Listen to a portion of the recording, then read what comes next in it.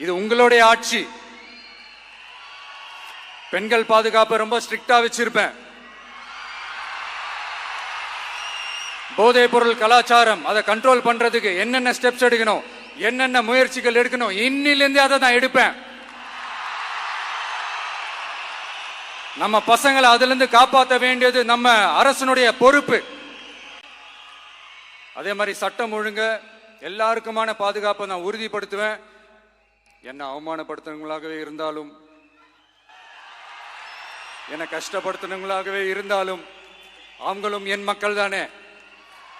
நண்பர்களாக இருந்தாலும் எதிரிகளாக இருந்தாலும் 8 கோடி மக்களும் என் மக்கள் தானே.